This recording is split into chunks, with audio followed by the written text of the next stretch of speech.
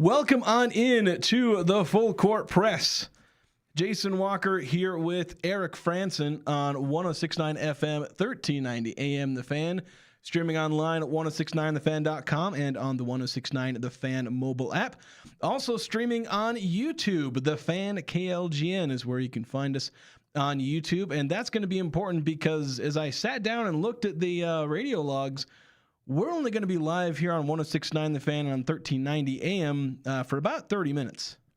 Yeah, we kind of neglected to note that the Utah Mammoth are on the road tonight. And so we have some hockey play-by-play here on The Fan later this afternoon. So, yeah, shortened edition on the air, but we will do what we can to continue the discussion on YouTube.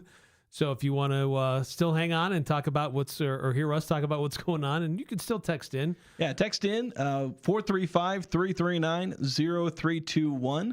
Text any of your thoughts, and we'll be live on YouTube. Actually, since we're throwing a bit of audible, but we're going to go through all of the topics that we planned for an entire 2-hour show. But most of that, aside from Utah State versus UNLV, will be only on the live stream. That's how we're going to start basically having our whole show on these days where the Utah Mammoth or the Utah Jazz are cutting into our show. So that's our way that we can still get you as much content as possible, whether you're listening on the radio or on days like this. If you want to listen to us instead of the Mammoth, if you want to listen to the Mammoth, the Jazz, we encourage you to do so here on The Fan. But if you want to listen to me and Eric talk, then we'll be live on YouTube. Yeah, so because it's shortened stuff, let's get right to it. Utah State, UNLV, squaring off tonight, 9 o'clock on CBS Sports Network. We'll have KVNU game day coverage starting at 8 with Jalen Moore, J.D. Walker, and Stockton Jukes on KVNU. So this Utah State's favored in this matchup by 7.5. This was a game. This is a grudge match. Utah State has done well in their games against opponents to whom they have lost. In opportunities, they have the opportunity to kind of revenge a loss from earlier. And UNLV, the Aggies were up by double digits, up by 14 in the second half against UNLV in Logan. But then UNLV just kept attacking, and Utah State got into foul trouble. They didn't know how to handle the pressure and the size, and Aggies kind of collapsed. And they lost that one at home, one of the rare losses at home. So this is tonight an opportunity for Utah State to get revenge and to have firm control of at least a share of the Mountain West title.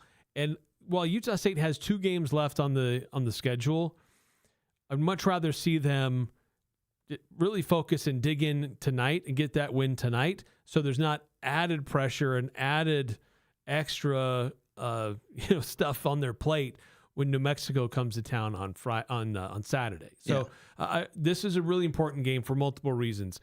Get that win against a team that beat you before, lock up at least a share of the regular season title, and to take the lessons learned from playing a big, aggressive Grand Canyon team and apply those same lessons to a UNLV team that poses a lot of challenges, where earlier in the season, it was back-to-back, UNLV and Grand Canyon.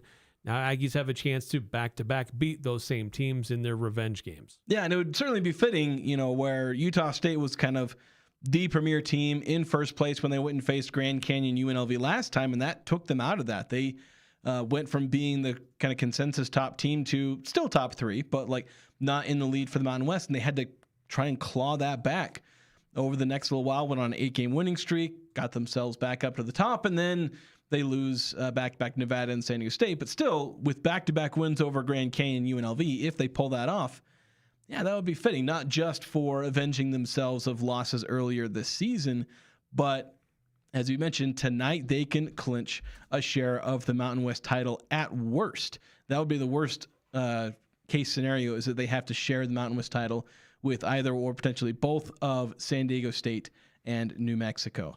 So, yeah, and getting that done tonight, as you mentioned, not just for the whole, pressure that you potentially face on Saturday, but if you can't get up for this game, a road game, a game where you are 40 minutes from a Mountain West title, you're facing a team that is very beatable. The weaknesses that UNLV has, if you can't find a way to exploit them, then you don't really deserve to be a Mountain West champion at that point. Yeah, since UNLV beat Utah State they've been 5-6. They lost 4 in a row after beating the Aggies. San Diego State, New Mexico, Nevada, Fresno State. They lost those 4 in a row. Then they picked up some wins against Grand Canyon, San Jose, Boise in overtime. So, I mean, they've had some games where they've played well and they've picked up some good wins. But then they've also had games that you're like, how did you lose to those guys? Yeah. Like you had wins and you let them like disappear. You snatched defeat from the jaws of victory. Yeah. UNLV they're just a streaky team. Like, yes. And right now, their offense is basically entirely dependent on Draw Gibbs Lawhorn just absolutely going off and then just trying to get as much supplemental scoring as you possibly can from the rest of the team. Because, yeah, you look at what Gibbs Lawhorn is doing over the last 9 games. He's averaging like it's a hair under 30 points. It's like 29.7 points. And he's on like 50-50-90 shooting splits. Yeah, it's crazy. And like mid to high 50-50-90. Let's see, what was 57% shooting overall, 53% from 3, and 94% on free throws. This guy's not just a walking bucket. He's like, put it up from wherever. If he just lobs the ball up somewhere in the half court, there's basically a 50% chance it's going in. Yeah, he's a talented scorer. He's a good shooter. You can't give him space. Aggies have to stay tied to his hip, and if they can, be physical with him without fouling, and make him uncomfortable. He is the straw that stirs the drink for UNLV. Yeah. But as we saw when they were here, there are other guys who can make life difficult. Tyron Jones, Kamani Hamilton, even some guys off the bench can have some big moments to affect how well they play. And so this is a dangerous team because they are so streaky. This is a team born of chaos. They can be a great team on one night and they can be horribly inefficient the next night. And you don't really know what you're going to get.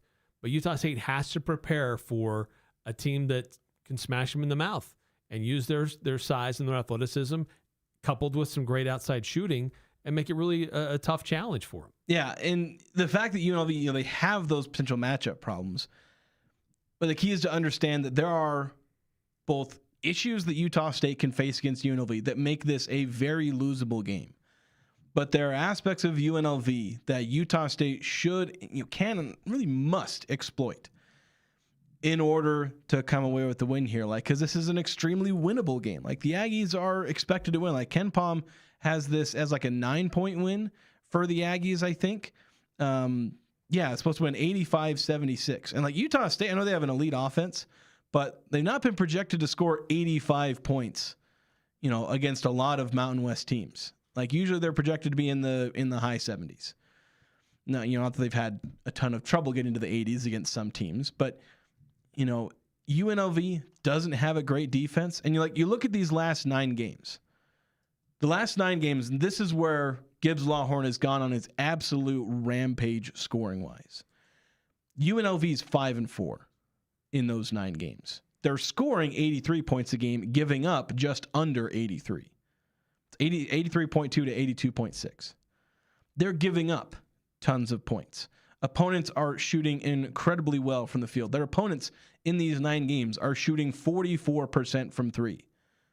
Like, if I took all the 3-pointers against UNLV for a team, you might actually almost get to 30%. Well, that's how well teams are shooting against UNLV right now. And if you walk Air Force out of that, yeah, that's true. Because Air Force only managed 66. So you walk that game out of that data set, it's even higher. Yeah, and they had one of the worst 3-point shooting percentages. I think the third worst of any team in that stretch. So yeah.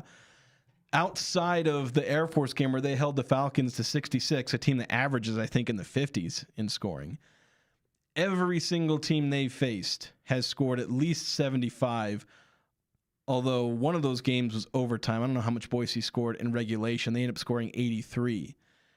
But, yeah, this doesn't have the Nevada game going to overtime on here, but it did. It did. Yeah, very much did. And that's another thing. UNLV is 5-4. 2 of their wins were in overtime. So Despite both times they played yeah. Boise went into OT. Yeah. They won both of those Well, games. I'm talking about the last 9 games specifically. Oh. So it's at Boise. So they played Boise way earlier. But like in the last 9 games, that includes the road game at Boise where they won in overtime, and then the most recent game against Nevada where it went to overtime. So that's 2 overtime wins in their last 9 games. And if those flip the other way, they could have a losing record while having a guy who is over the last 9 games, probably just is the best scorer in college basketball right now. Like, I don't know if there is a better scorer in college basketball right now than Draw Gibbs Lawhorn. But even with that, UNLV can barely pull off a winning record, leading 2 overtimes. And so, well, I think we should go over some of the key players that you highlighted that could become matchup problems that aren't named Draw Gibbs Lawhorn. But there are several things about UNLV that Utah State just has to take advantage of. And number one is just terrible defense in a lot of cases. The Aggies scored 76 points against UNLV. And like in the context of the rest of UNLV's season, that's kind of a travesty. How little Utah State was able to score, against UNLV when UNLV has this kind of defense. The Aggies are a team that should be able to score way more. Because, let's see. Only a handful of other teams have scored less points than that. And a lot of them are lesser offenses. Pretty much all of them are lesser offenses since the Aggies have the best offense in the conference. But Utah State should be putting up numbers in the 80s or 90s against UNLV. UNLV's 3-point defense, which ranks in the 300s, I think, where are they exactly? 331st in 3-point defense. And I mentioned over the last 9 games, UNLV's given up 44% from 3, which is worse than their season opponent average of 37%. Like, Utah State shot 29% from 3 against UNLV in the first game. Like, fix that alone. Yeah, well. And the Aggies, among other things, that wasn't the only thing that went wrong. Hit a few more free throws. Yeah, hit 31 a few more attempts and you only hit 17. Yeah, so improve the free throw percentage, improve the 3-point percentage. Those 2 things alone probably get you over the top. But the Aggies, especially where they've been hitting 3-pointers so much better of late, because they're shooting in the 40s over the last 8-10 games. Even in some of the, against Nevada where they lost, they shot really well from 3. The only game they haven't shot well from 3 in the last month and a half was against San Diego State. That was the one time it was on the road against the best defense in the conference. But against Grand Canyon, the next game, who are really good on defense, the Aggies shot well from 3. The Aggies shot well from 3 against Memphis, who have one of the best 3-point defenses in the whole country. Utah State needs to get themselves open shots, good passing, and hit 3-pointers against this UNLV team, because once they do that, everything falls apart. And another aspect of UNLV's defense, similar to the Aggies, they foul like nobody's business. Yes. They literally rank worst or next to worst in total fouls, in fouls per game. Let's see, right now, where are they in just raw fouls per game? It's, is that 28th per game? Oh, no, excuse me, 364th. They're actually 28th in drawing fouls, so UNLV draws fouls, but there's 365, 366 teams? I can't remember the exact something number. Like that, yeah. But you're looking at last or next to last in fouls committed per game. When over the last, if you narrow it down to the last 5 or 10 games to see how they're doing lately, it ain't gotten any better. They still commit so many fouls. I think they have 3 players on their team who average more than 3 fouls per game. Excuse me, they have 4 players. Well, one of them hasn't played since the very beginning of the season. So they have 3 players on their team who average 3.5 fouls per game. Draw Gibbs Lawhorn, Emmanuel Stephen, their center, who's actually been in and out of the lineup lately, and then Kamani Hamilton. They get in foul. Their key guys, that's their 2 leading scorers, get into foul trouble constantly. Well, I like what Utah State did against Grand Canyon and how they were on the attack. They were not intimidated by Grand Canyon's size. They took the ball to them and forced them into difficult situations and forced them to foul, or they got great looks. They got to finish around the rim. But, this is a game where Aggies have to put UNLV on the defensive. Josh Pastner called out his team last week. This is the worst defensive team I've ever coached. And it's not like they got any significantly better defense than they played in Nevada.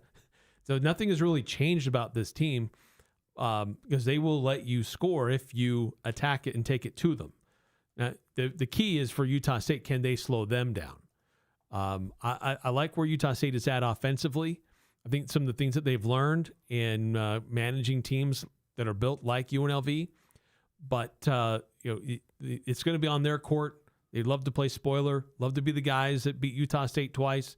This is a team that's leaving the conference. They want to send a message that they're going to be a top team in the remaining Mountain West, whatever. But Utah State can't allow them to get that momentum. And you got to make your free throws. You got to make your free throws. And you got to rebound and rebound without fouling. Those are the real bugaboos for Utah State in their losses. And the other thing too, Utah State has to be able to show that they can win on the road.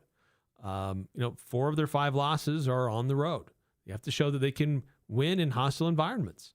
And this is a message to lock up the Mountain West, send a message to the committee that this is a team that they had a little bit of a blip, but that's put behind them, and start playing better. They can't pull a San Diego State where they lose 2, win 1, and they go back to losing again. Yeah, same with Nevada. Yeah, they have to show that this is a good team that's learned its lesson, and they're improving, and they're getting better heading into the tournament. Yeah, so yeah, and I think as I've gone back and looked at this UNLV team, it's not so much the raw size of the team, because with Grand Canyon, you got Demerol, Evans. Of course, Dennis Evans didn't play as much. They had the guy with the really long name, the guy who hurt his ankle. He's like 6'10", 6'11". Usu Anane, a bunch of different guys with size. UNLV has some players, but with length, but not really anything more than what the Aggies have. Tyron Jones is 6'9". Jacob Barnaby, who's been starting over Jones lately, even though Jones has come back from injury. Emmanuel Stephen, he's sometimes playing, sometimes not. He's also been through some injuries.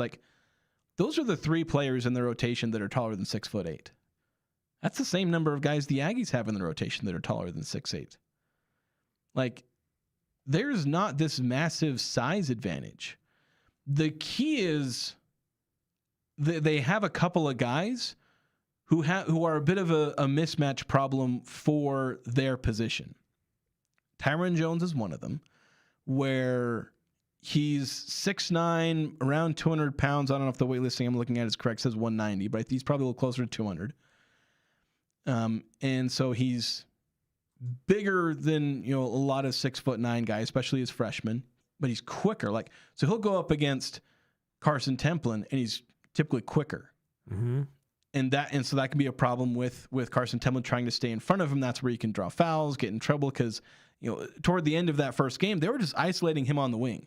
Right. Just put him on the wing and say, all right, go to work. Go to work. And he shot 12 free throws. Yeah, he actually shot kind of poorly from the field. He was 5 of 12, 5 of 13. He didn't shoot particularly well, but he kept getting to the free throw line, especially late, and he also had his best free throw shooting night of the season, of his career. And so he was a mismatch problem, where the Aggies either didn't have anybody big enough, because it was either they didn't have anybody big enough or quick enough, because players that aren't big enough, that's anyone except for basically Carson Templin and Zach Keller and Adlin Elamine. And Adlin Elamine is probably the only player who is the perfect blend of size and speed, but he's the only player they have. Unless he's going up against Adlin Elamine, he's going up against somebody who's slower than him, like Carson Templin or Zach Keller, or that he's bigger than MJ Collins, Drake Allen, Mason Falslev. Yeah, go down the list. Yep. And if so either one way or the other, he has some kind of matchup advantage. And Kamani Hamilton is the same way. He didn't play as much in the last game, but it was entirely foul trouble. He had 4 fouls in that game. He played 13 minutes, I think, and he scored 10 points. When he was on the court, he was a problem. And the only reason he wasn't more of a problem is because he kept committing fouls in the defensive end, which, to be honest, might be a key for the Aggies in this game. Try and go after these guys. Force them to commit fouls. If Dragibbs Lawhorn, make him pick up 3 fouls in the first half. Make them go 10, 15 minutes without him on the court. If the Aggies can get him to 3 fouls in the first half and pick up a 4th foul in the first 5 minutes of the second half, that might paralyze their entire offense. Where sure, they'd start going to Kamani Hamilton and Tyron Jones, but what if they start getting into a bit of foul trouble too? like that could sink UNLV without even really having to play their best guys, because their best guys can so often just get into foul trouble immediately. Right. Yeah. Make them go to the well, make them draw from their bench and have some of those bench guys play minutes, because they're not as effective, at least not normally. Yeah. A lot of their guys on the bench have some really bad plus minus numbers. Now, typically, guys on the bench are going to have worse plus minus numbers, because that's why they're on the bench. Yeah. But the Aggies have some guys coming off the bench that put up good plus minus numbers. The Aggies have a solid bench. It's just they need to be able to, like, when they're on the court, like, UNLV is going to play like a 6 or 7 man rotation. The Aggies need to, like, they have their bench guys out there, hold the fort, and then let your fresh starters come back in and go up against a bunch of starters who are going to be having a lot, guys that are playing 35 plus minutes, who just came off a game where they played 40 plus minutes. Yeah. Yeah. Last time these two teams met, Zach Keller was, he played 17 minutes, but he only got 1 point, grabbed 3 rebounds. But Gary Clark played 6 minutes, only grabbed a few rebounds. Yeah, they need their bigs. Mostly ineffective. Yeah, they need their bigs to come in and be effective, especially on defense and especially in isolation. Yep. And especially around the rim. When they're going up against some of these bigs, if they don't end up putting up big numbers, like if Carson only gets 4 or 5 rebounds, if Zach gets 2 or 3 and Gary Clark gets 2 or 3, like, it's not so much the stats that really matters to these guys. It's how well do they play on defense? How well do they box out? And if Mason or Colby end up getting the 8 or 9 rebounds, so be it. But they'll get those 8 or 9 rebounds because Zach and Carson and all the others are boxing space. Other guys out. Yeah. That's kind of the key for Utah State's bigs, is not necessarily to show up on the box score, though Carson is showing up more on the box score and scoring, and that's an improvement that he has been making, and the Aggies will want that. And he draws fouls. He very well can end up drawing fouls on Hamilton and on Tyron Jones. That'll be a key for them. But, him then not fouling on rebounds and Zach and Gary doing the exact same thing, that's a big key for those guys.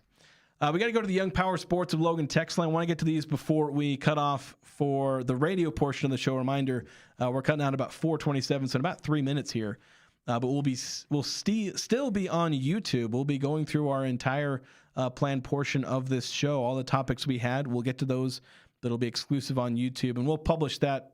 I think we're going to try and publish that somehow to the podcast feed as well. Yeah. Yep. 6576 texting in. I don't know where this came from. The most important text of the day, I should add. Best pancakes you'll ever have are Bill Granger's ricotta pancakes with honeycomb butter.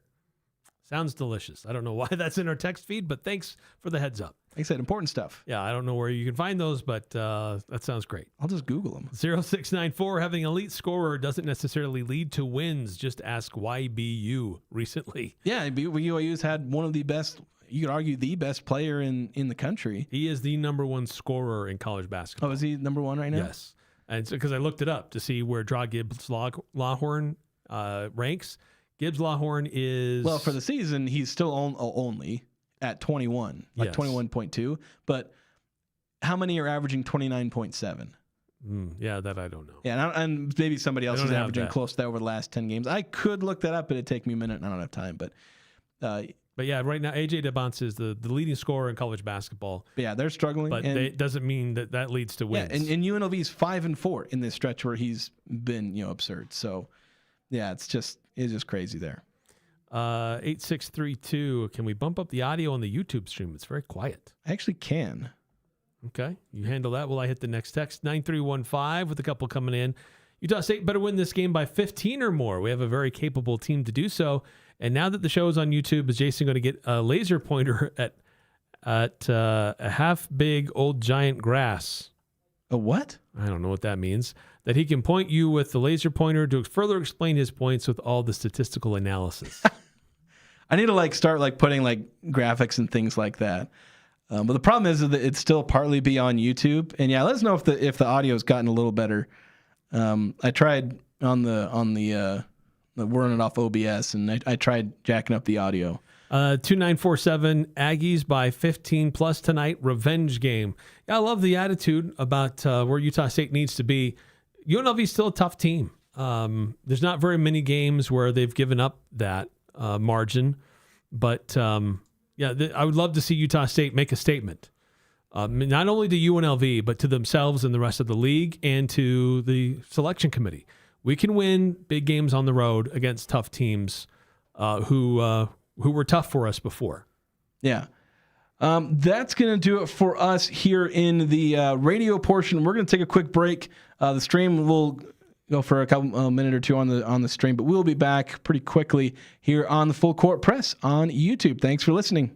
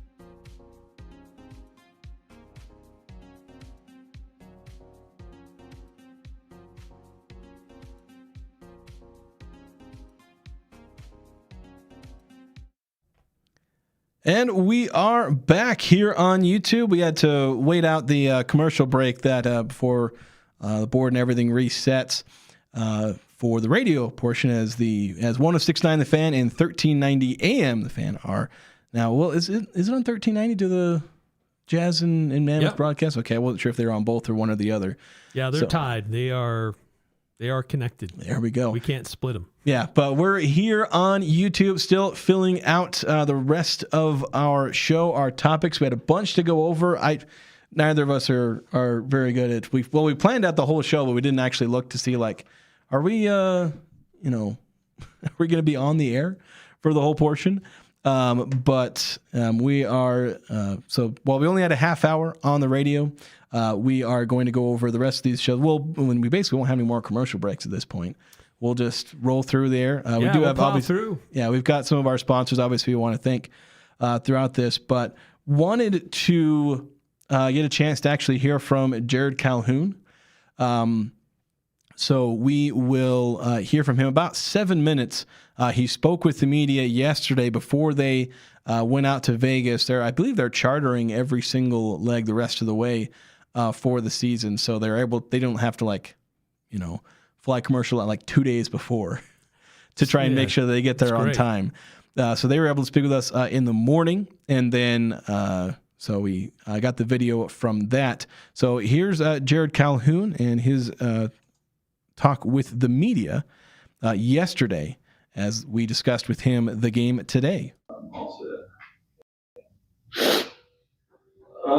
Lots happened since he last played UNLV, almost the entire conference season, but what do you feel like has changed most about your team and UNLV in that time?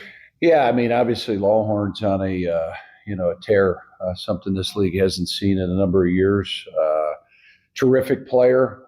They're shortened their bench. I think that's changed. They're not playing as many guys. Style of play is a little bit similar, but also different. They're doing different things defensively.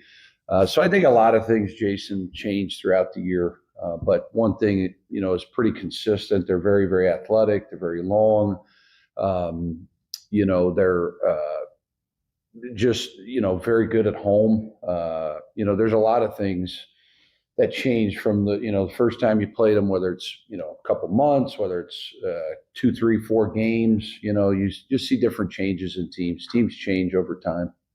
What do you do to try to slow him down a little bit while I'm going down? I mean, he's really smart. That's the thing that really impresses me. He can play, off ball. He can play with the basketball in his hands. He can make off the bounce threes, catch and shoot threes. He's averaging 30 points a game for 9 straight games. So obviously he's extremely confident right now. Really just an efficient player. His splits are incredible. I personally only saw it one other time. A kid named Antoine Davis. He's number 2 all-time leading scorer in the history of college basketball. We had to prepare for him when he was at the University of Detroit. I think he ended up being 9 or 10 points off from Pistol Pete's record. So I would compare him to him. That's the only time I've ever seen a player play this well. UNLV's defense hasn't been great statistically, but they didn't do fairly well against you when they held you guys to 76 at home, kind of below your average. What did you see from them that kind of limited you on offense? Yeah, I mean, they had a lot to do with it. I think their rim protection is really good. We have to play better in transition. I thought, the last 3 or 4 games, we're not spraying the ball ahead. We're not getting paint touches in transition. So, usually it involves the paint. You got to get to the paint, whether it's in transition or, some sort of attacking a closeout or a ball screen. We got to get to the paint to be an efficient team. I think rebounding here down the stretch, we've got to improve our rebounding on both sides. We got to get to the glass. We got to keep people off the glass. Those are all things that we'll emphasize, really just not against UNLV, but, the rest of the way. I think teams that can control the paint, I think teams that can rebound the ball and teams that can, get early strikes and transition will be the efficient teams here down the stretch. Is that something you've been trying to emphasize at the beginning games? Because it worked like the last 3 games, I think pretty three-point heavy in the first 5-10 minutes. Is that something you want to try? Yeah, we got to do better, in timeouts. I think we as coaches got to emphasize certain things in games. We got to get them to understand time and score. understand we still want them to play free, but just, what's a great shot? What's the difference between good and great, and work on some of those things. Longhorn has been kind of a guy. Hamilton and Jones are kind of two of those bigger guys that actually been pretty efficient themselves. Hamilton's really good. That was a great get out of the portal. Kid's a winner, used to winning. Obviously, Tyron is first team, all freshman team. Is he player of the year? He's certainly right there. He has a unique skill set. He can drive the basketball. The best thing about him is he loves to play. You can see that in his play. He rebounds, he impacts winning, and he knows who he is for a young player. I think that's hard for high school kids to come into college and play to their strengths. He doesn't do things he can't do. Do you look at the conference standings and tiebreakers and all that too much yet, or just want to focus on? Yeah, I don't know anything about the tiebreakers. I couldn't tell you if we win a game, lose a game, win two. Obviously, kind of where you're at. Haven't looked at that yet, but we have talked about we're 40 minutes away from winning a championship. I think kids all know that. There's no need to hide from that. It's not going to be easy. We know that. But ultimately, when we put the team together in the off season, everybody throughout the recruiting process talked about the right things. They talked about winning, and that's why they're here, right? If we don't hear guys emphasizing winning and the parents talking about winning, they're usually not a part of our team. So I think the winning DNA is really ingrained in this team, and you've seen that throughout the year. Every team goes through some ups and downs, but I think our guys have stayed the course throughout the college basketball season, and I think they see what's in front of them. I really do, but I think ultimately it comes down to execution, and you have to have a good game plan, and then you have to carry that out. UNLV's a team where it seems like every game there's tons of fouls because they're one of the best at drawing fouls. They also foul a ton themselves. That kind of played out in the last game. You expect something similar in this Yeah, I think foul discipline. I think discipline just in general, not just fouling, is critical. But showing your hands, not reaching, making sure you're blocking guys out. You can't get fouls, away from the basket. I think we've picked up a lot of those, which then have led to teams getting into bonus, right? You want to keep them out of the bonus as long as you can, and you want to make teams earn baskets. So, foul discipline and transition defense are the two biggest keys to improving our defense right now. You never like to give up leads, but you feel being able to gut out this last against Grand Canyon, gut it out and get a win like that. Yeah, I honestly, Sean, I think it was good for us. I thought, Grand Canyon did a great job in that second half. I thought, we struggled, but we didn't let, our inability to put the ball in the basket affect the outcome of the game. We found out what the game needed, and we executed some of those things, right? We got big stops. We hit timely shots. Those are signs of being a good team. You got to win in a variety of ways. Sometimes your offense is clicking, sometimes your defense, sometimes both. How you can navigate that through timeouts, your messaging, some of your adjustments. Those are all things that go into play, but it really comes down to a mindset, right? A mindset of, hey, we're going to get this done. We're going to figure out a way to win this game. And I thought that's what the guys did in that game. All right, guys.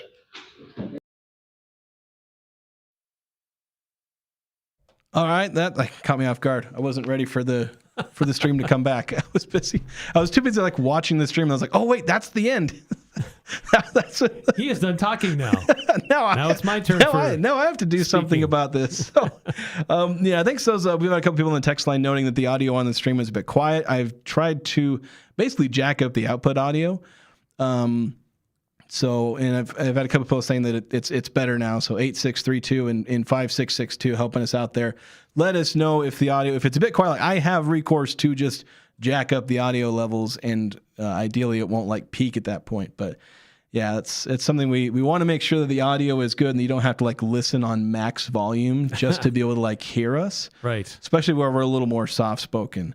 The radio broadcast has done pretty well carrying us, but sometimes in the process of this going into the streaming software and sending it out, it doesn't send it out as loud. So we're trying to make sure that everything. This is why we were testing and doing all these things. Yeah, that's right.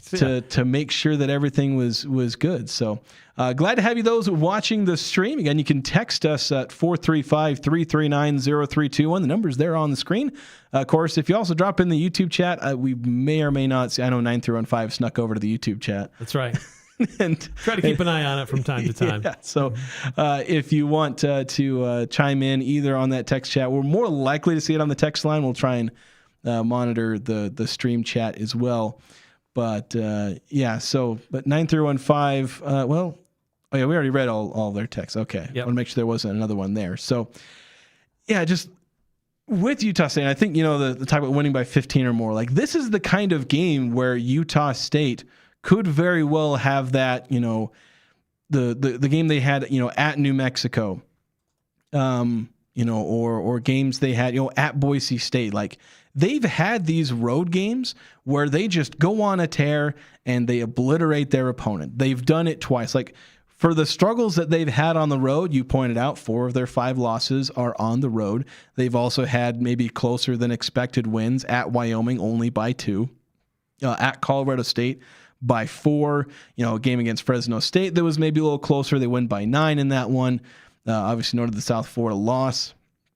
But they've had these games where they just go on a tear on the road, and that's where Utah State, if they come out with the same energy, with the same focus that they had, say, for that New Mexico game, that was a marquee matchup. This is, you're going to try and get first place in the Mountain West. This is where the tides kind of turned back, where Utah State had fallen kind of out of that first place spot with those losses to Grand Canyon, UNLV. The wins over San Diego State and New Mexico, especially the New Mexico game, where the San Diego State one was at home and the Aztecs were without Magoon Guath and LZ Harrington. Not everybody was as convinced by that win, but then when they went to New Mexico and put a 20-point win on them, yes, people were like, okay, the Aggies are back and they're certainly in shape. And Utah State came out to those 2 games, again, especially the New Mexico one, where they're like, we are Utah State. We are better than people think we are. We're better than the team that showed up against Grand Canyon, UNLV, or even the first half of Colorado State. And they went and beat the tar out of a good opponent, a better opponent than UNLV, and did so in a better environment, a more hostile environment than the one they're going to be playing in tonight, where there's only going to be about 4,000 people. So, and they might be lucky to get 4,000 people. Right, especially with how late it is on a weekday. Utah State, if they come out with that kind of energy, and you look at how they, started the game against Grand Canyon, like they need to be able to have that kind of effort for the full game like they did against New Mexico, or have the effort they did against Grand Canyon, but do that for more of the full game. Or even if they replicate kind of their flow against Grand Canyon, it was strong first half, strong final 8 minutes. That won them the game. And if they do that, where they play a really strong first half and go up by 15, 16, 17 points, and then they play the final 6 to 7 minutes really strong, then it's not going to matter what happens in that early first half. Draw Gibbs Longhorn might score 20 points in that stretch alone. But if the Aggies start the game really strong and finish the game really strong, I sound like a coach or something like that. Start the game strong, finish it strong. Yeah. But I'm nothing but a talking head here. But like, if those things happen, then the Aggies are going to do well. But there have been games where they don't start strong, or they fade late in the first half and then can't keep it going in the second half. Like that's where San Diego State was. The first 10 minutes, they were mostly fine. Against Nevada, they were they were mostly fine until the second half when they collapsed. And they need to make sure that they have an effort more akin to what they did against Grand Canyon or Memphis or any of the Boise games. Like, just don't have that late collapse or potential late collapse, and you should be fine. Because UNLV is a team that is prone to mistakes, that is prone to falling apart. They're really streaky, and if you can get them off of their groove, then you can win by 20. Or it doesn't even matter if you win by 20. Win by 1, win by 3. It doesn't matter. As long as your number is bigger than their number, you get to hold a trophy at the end of a game. Right, yeah, absolutely. And look, and this is about, this game really is about Utah State versus UNLV, right? And revenging their loss, their last 3-minute collapse against this team, last time that they played each other. This is about playing against a team that has scorers and has guys with size who can sometimes make it tough for Utah State. But looking at other things that are on the line here, as you kind of mentioned at the end there, this is a chance to hoist a trophy, no matter the outcome on Saturday. But this is also about looking at ultimately kind of what your overall resume here. We've talked about the importance of getting wins on the road for Utah State. The Aggies only have 2 road wins in Quad 1. They have a win on a neutral site to go with it. But when you look at road wins, Utah State only has 2 Quad 1 road wins. And right now they only have 2 Quad 2 road wins. So this is a chance to add to that resume, to add another Quad 2 road win on your resume, to ultimately show that this is a team who can play well away from home. This isn't just we can win on our home court. Because really that's what Nevada has shown. That's all that they can do. Colorado State kind of shown the same thing. They can really only win on their home court. Utah State needs to show that this is a team who can win away from home. They can win in hostile environments against different teams. Aggies should win this game. They're the better team. They're the more well-rounded team. But UNLV is a chaotic team that can play really well against any team in this conference. So the Aggies have to be able to rebound well. They have to be able to defend Draw Gibbs Lawhorn. They can't let him score 40 points.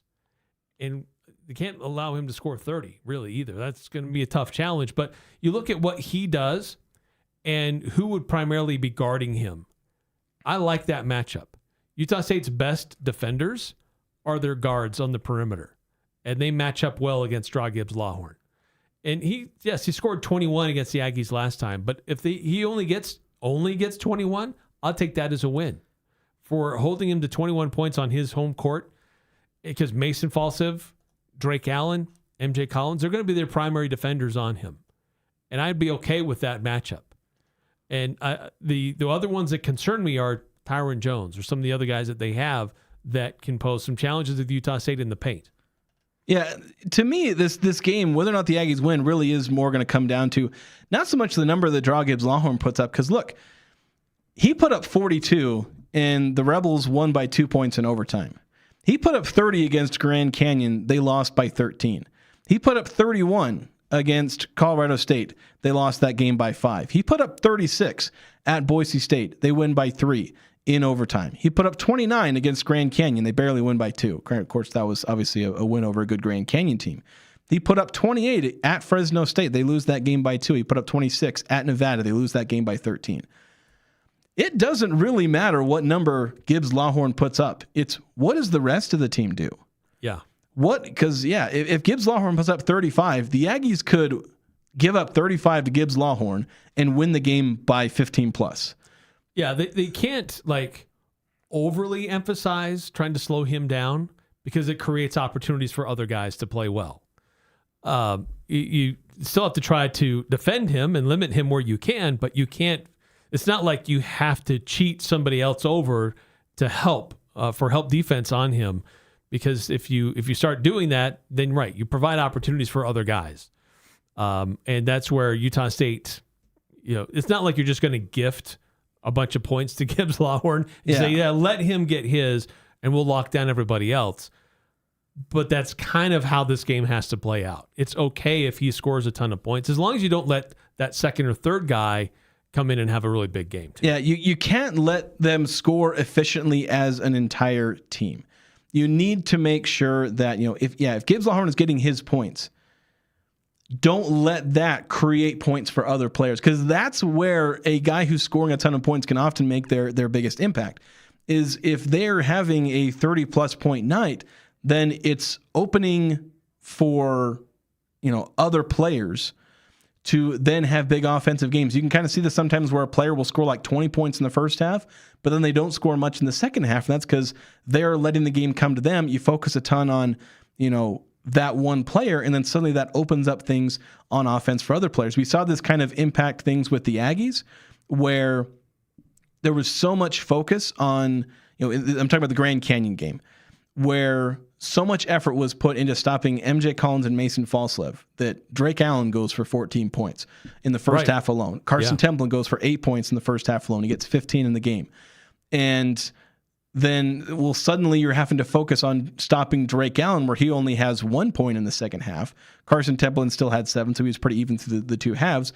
But then once that focus suddenly has to go back to the entire team, that opened things up for Mason and MJ. So for Utah State, in trying to slow down Draw Gibbs Lawhorn, don't focus so much on him that suddenly Hamilton and Jones are able to also go for 10 or 15 themselves. Because the difference they find themselves open with easy looks. Yeah, because a win for UNLV looks like 30-ish points, give or take like 5.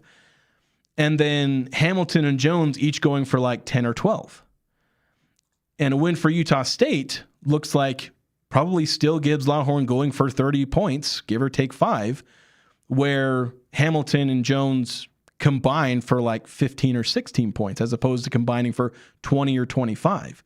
Like, that's what Utah State needs to be able to do defensively in this game, is whether or not Gibbs Lawhorn gets a ton of points. Like, obviously, if you can slow him down and hold him into the teens, like have him shoot like 8 for 25 and, only have like 16 or 17 points. Like, if you can force him into that game, then yeah, the Aggies could win. Although if they then allow Hamilton and Jones to combine for like 35 between them, the Aggies could actually still lose in that scenario. But this game will be won or lost not by whether or not Gibbs Lawhorn goes for a ton of points. I know that's how it's going to be framed on the broadcast. That's how it's going to be framed on social media. But I don't think that's going to determine whether or not the Aggies lose. It's going to be so much more about, stopping the rest of them, stopping the matchup problems. The Aggies have faced elite scoring guards before. They faced Leland Walker, Colby Garland, Corey Camper. They faced these guys and beaten them, sometimes blown out the other team. Colorado State, guys like Kyle Jorgensen. Jorgensen went off for 30 points in the first half, at least that's what it felt like. Yeah.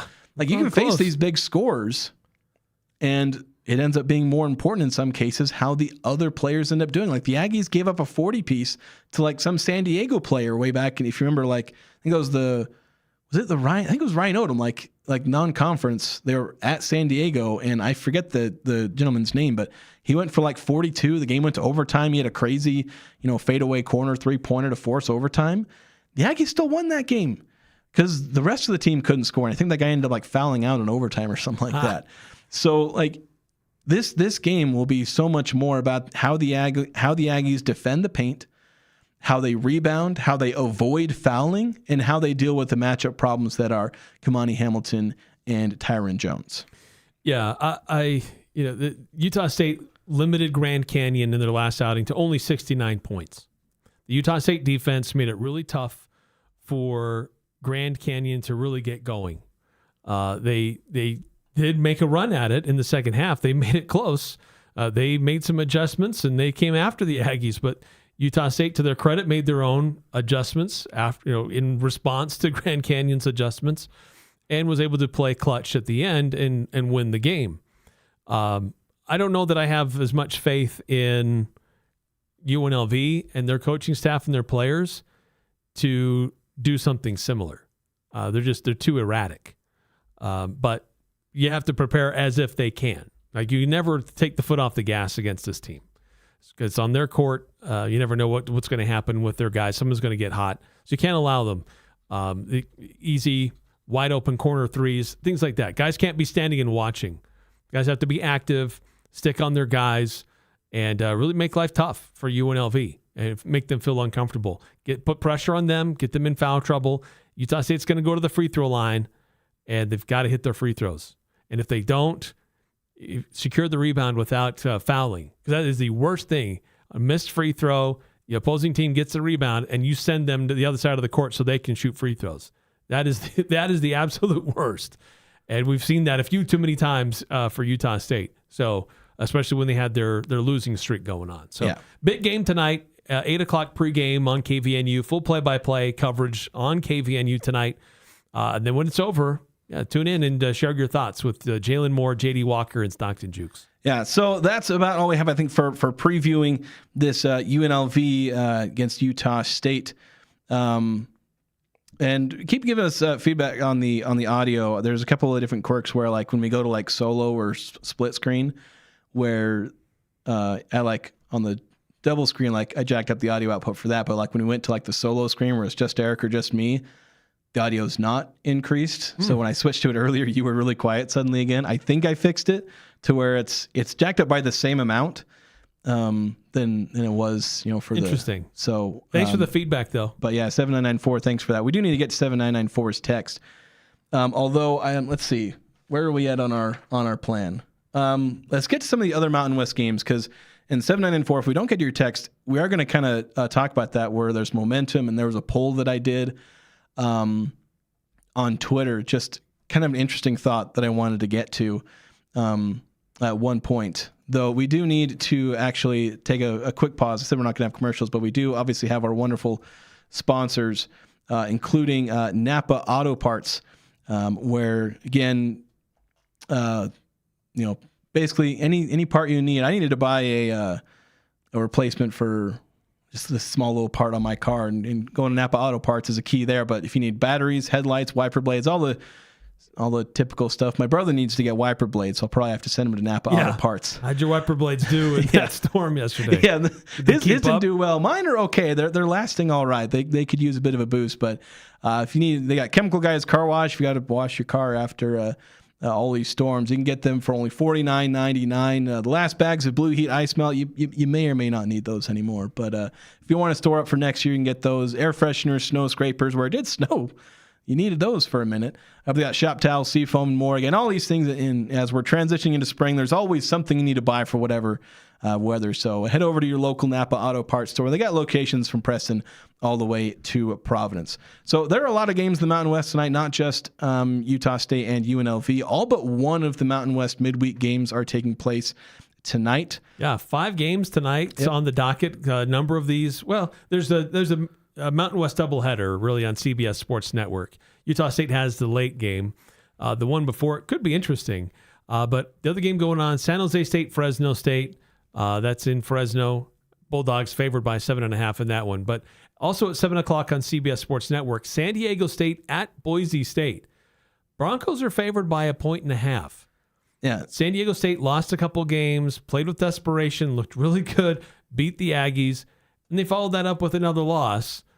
Can San Diego State get back in the win column and try to hold out some hope that they could make it into the NCAA tournament as an at-large? It looks pretty slim at this point, but losing tonight in Boise would all but have that vanished. Yeah, that would basically kill it dead, where San Diego State, I think, has slowly gone from last 4 in to first 4 out. I don't even know if they're in like the whatever. Next 4 out? The next 4 out that I know sometimes CBS and ESPN put in there. Not all bracketologists have like a next 4 out, or sometimes they don't even have a first 4 out. But yeah, San Diego State is kind of very much in the same territory in some places as Nevada, where, and even Colorado State, Boise, there's like 5 teams in the Mountain West that are like, they believe that they have a chance, and are not necessarily wrong in believing that they have a chance to win the Mountain West tournament. I'd say there's about 6 teams. I'd have to actually go through in my head to make sure that I'm not missing somebody, but San Diego State's kind of in that now, where they've played themselves out of an at-large bid. New Mexico could play themselves out of an at-large bid, but they could also play themselves into it. But this game for San Diego State, like, they still have a chance. Like, they got to hope for Utah State to slip up, where New Mexico actually controls its own destiny for a share of the Mountain West title. If they win Wednesday and Saturday, they get a share of the Mountain West title no matter what happens with what Utah State does. San Diego State, they've got to hope the Aggies slip up, but if the Aztecs slip up, then sayonara. Yeah, they don't get a share of the title. They have no chance of the 1 seed. So for San Diego State, this is a big key for them, making sure to get a win at Boise. They've kind of struggled on the road as well, where they've been fantastic at home for pretty much the entire season. They, they only have 1 loss at home all season, and that was to Grand Canyon. That was a surprise. To be honest, that game is kind of like Utah State's loss to UNLV. That is a game they should not have lost, but they just kind of collapsed there. But they lost at Grand Canyon. They lost at Utah State. They lost at Colorado State. They lost at New Mexico. They've had a real struggle when facing some of these upper echelon teams in the Mountain West. I don't know if you want to call Grand Canyon or even Colorado State like upper echelon, but like, they've struggled against teams that are capable. Good teams. Like Colorado State can score a ton of points. And San Diego State's defense was just not on, not up to its normal thing. When they faced New Mexico, they got 80 put on them in that game. So they've had 2 games in their last 3 where their defense that has been capable of holding teams in the 50s or 60s, they've given up 80 in 2 of their last 3 games. Both of those being on the road. So do they give up that to Boise State, who has had a pretty solid defense in the back, or pretty solid offense in the back half of the season? They've had a guy like Drew Fielder, who has been a pick and pop machine at times, and that's something where, San Diego State's defense has been prone to that, though, as Jared Calhoun said, kind of every defense is every defense's weakness is a pick and pop big, but that could be something that'll make that game very interesting. But if San Diego State's on, then they win. Yeah. So that's kind of the key there. Yeah. So with that game being at 7, there's a chance the Aggies don't actually tip off until like 9:15. Yeah, 9 through 5. Saying, what are the odds this game gets pushed back to 9? Is he saying 9:05? I'm saying 9:15. Like the odds are high. The odds that this game starts at 9 p.m. are essentially 0. Yeah, it won't happen. Like it's the same odds of me finishing a marathon on both while standing up. Like it's not happening. So the other game, there is one other game at 7:00. That's Grand Canyon at Air Force. Grand Canyon expected to win by 19.5. Air Force has been a little bit plucky lately, so yeah, they might could be interesting. I think the first half, maybe first 5 minutes, could be interesting, but Air Force's offense has just been so bad this season that they basically just have to play the game of their lives just to have a decent offensive game. Yes. Like that's where they're at. And their defense has been sometimes okay-ish, but it's still not good. And I just don't see Grand Canyon having any sort of problem. Air Force doesn't have a single player that can guard, Henley. I don't know if they have anybody who can really guard Makai Williams. Their bigs are going to feast once they start creating those matchup problems. I know Air Force is at home, but again, this is a team that's just about destined to go 0-20, and sometimes it can be hard to play in a venue like that where there's nobody there. There's no juice in the arena. But when you're playing Air Force, I know. I'm trying to give them a little bit of hope. I'm not saying they're going to win the game, but I just don't know if they're going to lose by 20. It could be interesting. They'll lose by 20. Trust me. The only reason they won't lose by 20 is because Grand Canyon will take out their starters with 5 minutes to go to finally get them some rest. Yeah. To get some semblance of rest, because playing Air Force this late in the season is basically your bye. So I think, does Grand Canyon play? I think their last couple of games are a little easier. Yeah, they play Fresno, so they actually kind of finish out a little bit easier though. Fresno, well, again, they'll scare you in the first half, but then they got no depth, so they'll falter late. So yeah, as you mentioned, the 7:00 game, San Jose going against Fresno State. The San Diego State, Boise State, the key one, Grand Canyon Air Force, and then the game that'll start between then, you've got Nevada at Wyoming. Wyoming favored? Does that surprise you? The one I see is Nevada's favored. Oh, really? By a point. Well, here, let me hit refresh, see what happens. I'm on ESPN. It says Wyoming favored by 1.5. Oh. Well, that's odd. Updated since I opened ESPN. Are you looking at ESPN as well? Yeah. Yeah, that's flipped. You're right. When did you open it? When we started the show. Oh, been an hour, so I guess there's that. Has there been a player on Nevada's roster that's suddenly not available? Well, the availability report, that's a big swing in a short amount of time. Actually, the availability reports probably would have published. I'll have to check that, because that is odd, because I had this open. I've only had it open for maybe an hour, and it had Nevada as the favorite team, but now that's flipped to Wyoming. So it's a 3-point swing. Took me way longer than you would expect to manage to type out Mountain West availability reports. Holy cow, there's so many players out on the Fresno State San Jose game. There are 12 players listed as out. Between the two teams? Between the two teams. Oh, my word. Goodness gracious. Let me actually scroll down. New Jersey ready for the student managers. Nevada has nobody listed out. And Wyoming, there's a couple of guys, but neither of them are, I don't think it's Mattia Bellick and Jared Harris, who I think are both in the rotation, but they're not key guys that I remember, at least. Weird suspicion. What's going on there? But then, the late game, Utah State UNLV at 9 o'clock on CBS Sports Network. That's the big one. Yeah.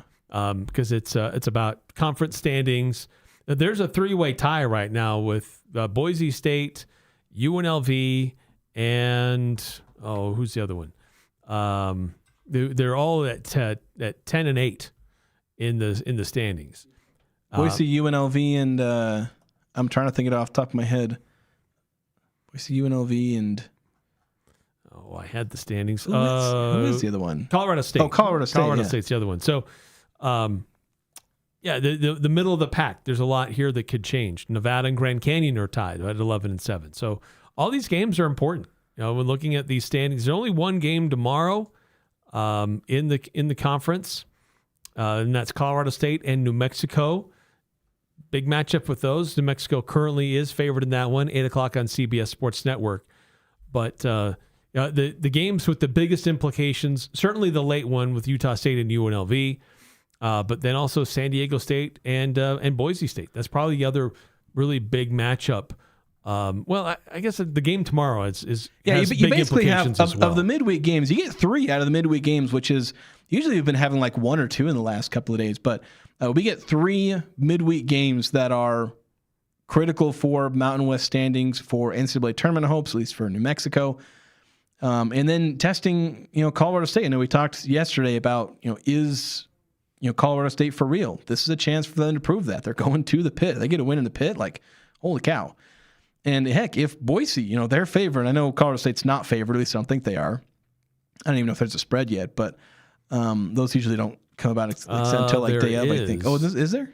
New Mexico favored by 7.5. Yeah, so that's about the same spread for Utah State against UNLV. So if Colorado State pulls off the upset and Boise State manages to hold on at home and the Aggies win, they clinch the outright title without even having to play New Mexico. But the thing is, win tonight, and you don't have to worry about that. You don't have to worry about scenarios for winning the Mountain West Championship. You certainly worry a little bit about seeding, because there's a chance that you could end up not as the 1 seed, even if they win tonight. I'm pretty sure there are scenarios. I mean, they would all involve losing to New Mexico.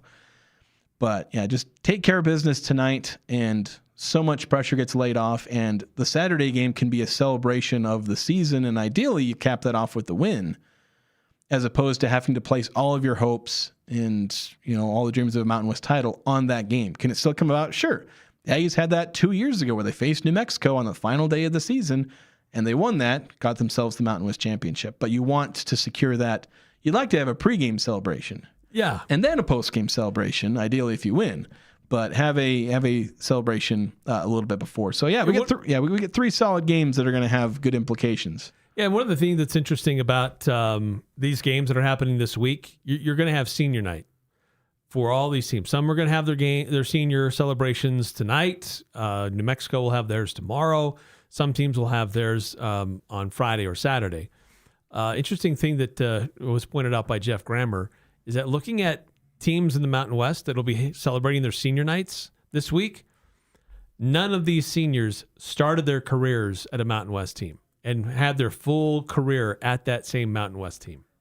All the seniors, none of them were all 4 years or whatever it was at the same institution. Yeah. It's just crazy. It's just wild. And along with that, I looked at the players on the All Mountain West teams.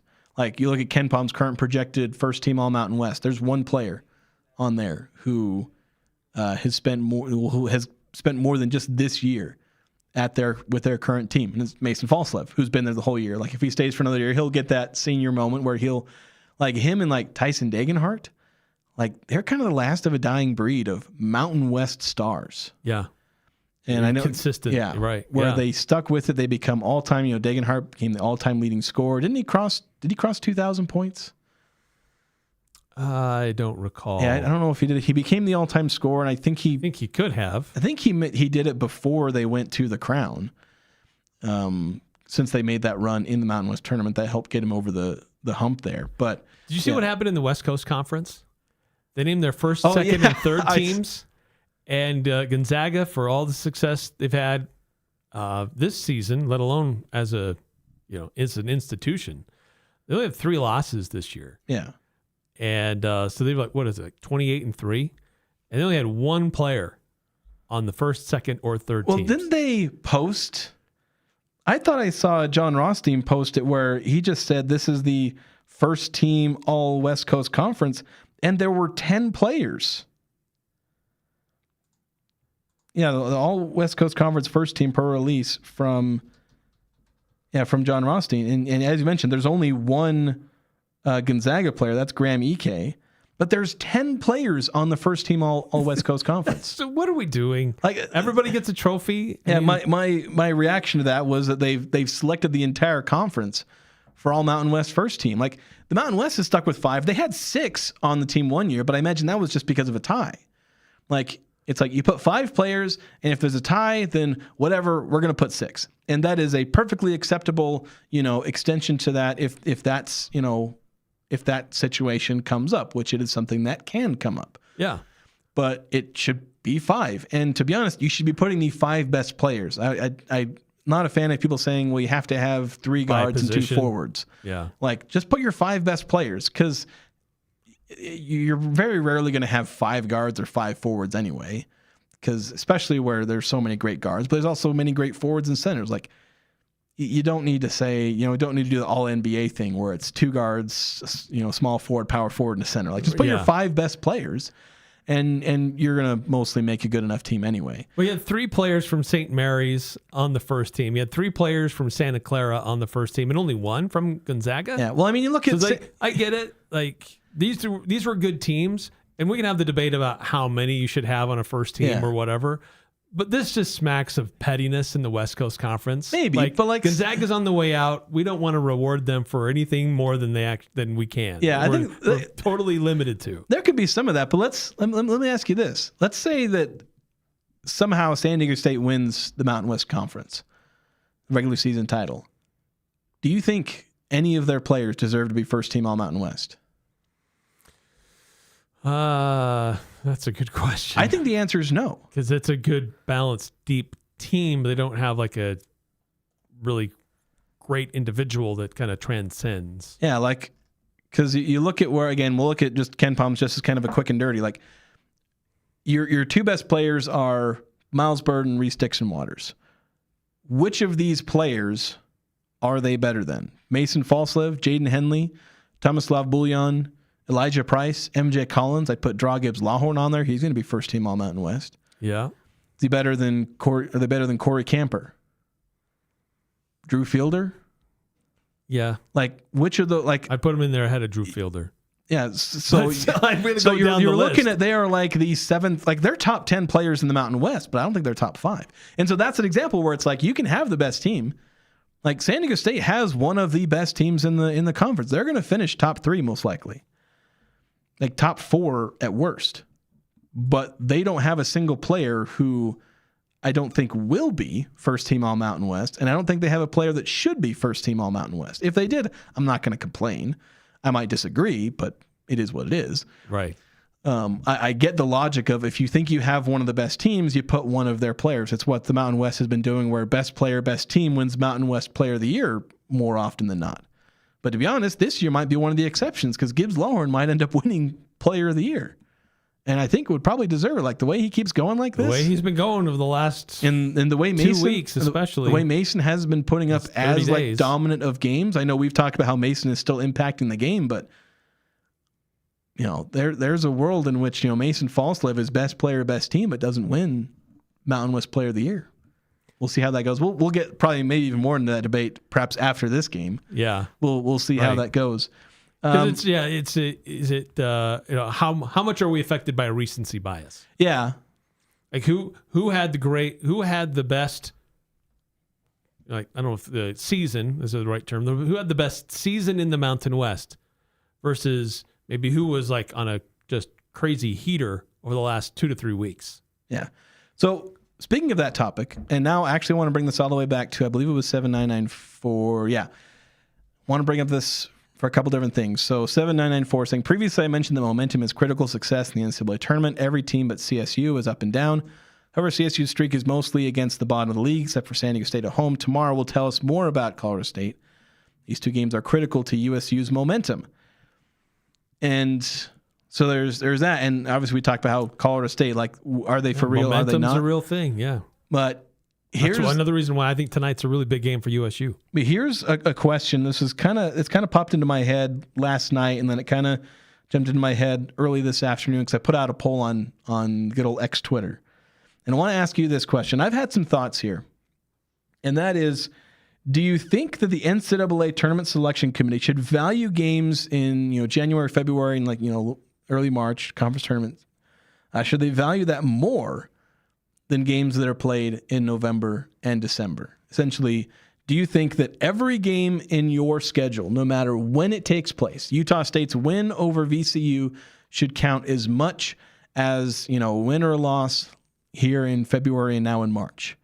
Or should, if they lose, does it mean more that Utah State had a 2-game losing streak over Nevada and San Diego State than it does that, like a month or two ago, they had a win over San Diego State and at New Mexico? Do later games, should they count more? Because it's, this is who they are now versus you might have been a completely different team in November, but you got all your key wins in November. So that's kind of a thought, and I'll get your thoughts and we'll look at the poll. Yeah, I think that if the way that you framed it originally and initially, you look at, basically it's asking the question, do you value your non-conference schedule more than your conference schedule? Do you value going out and controlling who you can face, setting your own schedule, testing your team, testing yourself? Is that worth more than going through your conference slate? But it also looks at who you were as a team in the early stages versus how you are as a team in the later stages of your season. And I'm inclined to say that what you do in your non-conference is important. That's a way to build a resume. But how you're playing late, I think, should have more value. Now, are you a team with momentum? Are you a team that has figured some things out and are playing your best basketball now? Because we've seen cases, even with Utah State, where they played their best basketball in December and January, but they were not playing their best basketball in February and March. So if I'm a selection committee member, I want to look at teams that are on the upswing, not on the down. And so I would look at, how are you playing now as a team? Obviously, your whole body of work matters, but all of the things being equal, I'm going to pay a little bit more attention to how you're playing in the 4 to 6 weeks and the lead up to the NCAA tournament. So let me first mention the poll and the results I've got so far. The poll is still open. It'll be open till like noon tomorrow. Okay. But as of right now, 61% of people are saying that every game should be equal. 31% say that the late season games should matter more. And let me just say this with where I'm at with this, because part of the reason I had this thought was I was watching a game about the NBA the other day, where somebody was talking about how the NBA has turned, one of the biggest problems with the NBA is that the regular season doesn't matter. Nobody cares about the regular season. The players don't care about the regular season. The fans don't care about the regular season. The media doesn't care about the regular season. You've got some NBA junkies who truly appreciate the NBA, and it's a breath of fresh air that they exist. But there are so many people who just wake me up when it's April. And as I was, I perfectly agreed with that, that the point that the individual was making in that video, but it made me think about college basketball. Like, we live for March, but the second the season is starting, like, college fan bases are analyzing games. They're looking at Ken Palm. They're looking at all these metrics. They're looking at, how the first games are impacting what's going to happen in March.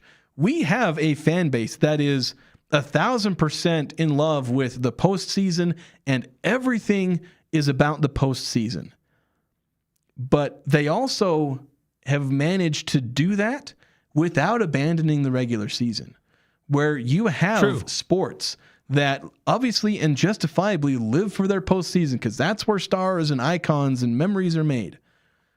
But the regular season, like, it is we sleep in March, not we sleep until March, and after March, we don't sleep until March. No, because you're right. Because what you do in November and December builds your resume for how you stand during January and February, and then ultimately how you're still graded and evaluated in March. Yeah, and so while I fully understand the logic behind wanting to put more emphasis on how you're doing lately and recognizing that, hey, look, this team over the course of 2 months has changed. Because you were never the same team in March that you were in December. You're never the same team in February that you were in November. You might not be the same team in March that you were in February. But if we start going down the path of, well, let's put more weight on the games in February, more than we do in November.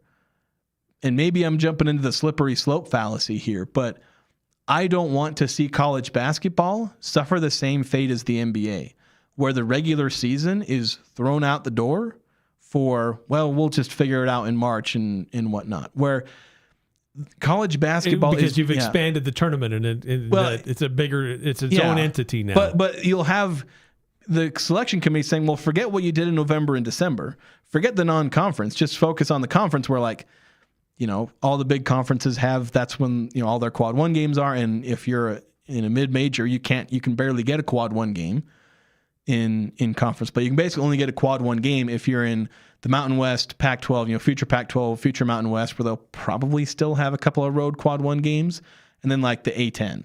And like everyone else, your toughest road conference game will be quad two. Like, and so if you're saying, well, we only count quad one games if they're in February, you know, if we're starting to, you know, have that kind of mindset, then that begins to erode at what makes college basketball special. Because you have, of all of the sports that I have ever had the pleasure of being part of that community and seeing how the dialogue is between media and fans, and knowing that's my experience. I don't have much experience with like European sports or even hockey to a degree, but of like NFL, NBA, college basketball, football, you know, even MLS to a degree, like of all of these, you know, sporting communities I've been a part of, the most intelligent, well-informed, and a lot of times articulated fans of any sport are college basketball fans. Because you can have really well-informed NBA content. It exists. You can find it. A lot of it's independently made. Your talking heads on ESPN and whatnot, often the most unintelligent people. You can find it. You can find incredible NFL content. And even the mainstream media tends to create really good NFL content, as opposed to the NBA, where like none of the mainstream creates good NBA content. But you can find good mainstream NFL content and good independent stuff. In college basketball, most of your mainstream, most of your fans, most of your independent, they're all doing fantastic stuff with college basketball. Way better than college football, I'd say. Like, college basketball is one of the healthiest sports for the fact that it values the regular season, the media, the fans, the coaches, the players. From November to the end of April, when you're finally playing the championship game, once you've gotten through March Madness, technically, you know, it is a beautiful sport from beginning to end. And I don't want to risk, you know, having the end of the regular season matter more, because then we begin to lose one of the things that truly makes college basketball, in my opinion, really the best sporting league in the world. Yeah, what's the challenge is too is that we've definitely seen this in college football. We're starting to see it more in college basketball. It's not as much of a direct edict like it is in college football, where these power conferences will only schedule other power conference schools or schools from other power conferences. Like their non-conference in college football is like, we need to play 10 P1 games. Yeah, at least they still do the bye games with your mid majors. There's still a few of those out there, but it's crept into basketball too. It's hard. Yeah, in basketball they won't even schedule them. No, like you can't schedule these teams. Like everybody, these mid majors, they want to prove themselves. They want to have an opportunity to improve their resumes, so that they look better in March. Say, look, well, we scheduled this game against whatever school out of a A4 conference or A5 conference, but now we can't. Like, we just have to stack wins against other mid-major teams because we can't get those games on our schedule. Like, we tried, but it's going to be harder and harder to do that. And so that makes it harder for a committee in March to look at your full evaluation. What's your best win? What's your worst loss? And like, well, you didn't schedule anybody. Like, that's the dialogue right now with Miami of Ohio. They've got a great winning streak. They've got a lot of wins, but who have they played? And that's why there's this whole debate about, well, should they be considered an at-large team if they don't end up winning their conference tournament? Yeah. Because they didn't have an opportunity to play anybody. Meanwhile, we're having a discussion about a mediocre team in the SEC who should get in ahead of them, just because every week they're guaranteed in their conference schedule to have a quad one game or a missed it. Eric referring to, I believe it was Bruce Pearl. I had this video uploaded since yesterday to potentially play on the show. Let's see if I can get it to work properly. Miami, Ohio, here's the deal. Are we going to select the 68 most deserving teams, or are we going to select the 68 best teams? If we're selecting the 68 best teams, then Miami, Ohio is going to have to win their tournament to qualify as a champion. Because as an at-large, they are not one of the best teams in the country. And that's going to be a difficult choice for the committee to make. Here's a question that I have for the group here. What is more valuable, the conference tournament or the regular season, winning out the regular season? I think it's regular season. Right. Because I think you got a larger body of work. I think they play well, but the unfortunate part of being a mid-major is you got to handle your business not only in conference, but also in tournament play. Yes. My son played at the University of New Mexico, and they actually snuck in and won the conference tournament. And that throws off everybody. And they win and they lost to Clemson. But at the end of the day, I think you just got to take care of your business if you're a mid-major team. Yeah. I don't know if the 0 at the end of the season makes a difference, unless they win out their conference. Because here's why it's crazy. The MAC has not had multiple teams, multiple bids since 98, 99. So that's almost 30 years ago. And the strength of schedule for Miami of Ohio, 321st. It doesn't look good when we're weighing resumes, which is what's happening with the bubble talk right now. You mentioned New Mexico. Correct. They're one of those first 4 in, first 4 outs. These are always a little deceiving because you don't know who the first 8 in or the last 8 out are. But what is this moment like, this bubble time? I know you're thinking about this right now with your son as well, with all. Yeah, I mean, you got to play your way in or you're going to lose your way out. It's just that simple with all these teams. And Matt, to your question, for the mid-majors and low majors, it's all about the tournament because they recognize there's only going to be a 1-bid league. For the rest of the leagues, it's all about the grind. Correct. Of a regular season championship, and I think that's what matters most. Well, to some degree, I want to start with the last points there. Yeah, and so that was by the way, give credit, that was the Big East, I believe, their studio show on TNT. So keep in mind, this is kind of from a Big East, but also they have, Bruce Pearl from the SEC. Of course, that was Jamal Mashburn, the father of, obviously, remember Jamal Mashburn Jr. playing in New Mexico. But yeah, go ahead. Yeah, I mean, to a degree, he is right. Like, there are conferences, like, they know they're only gonna get 1 bid to the league. To the NCAA tournament. And so they will engineer their conference tournaments to protect or at least give the best chance to the top teams for the regular season. Your reward in the regular season for playing well is that you're in a better position in the conference tournament.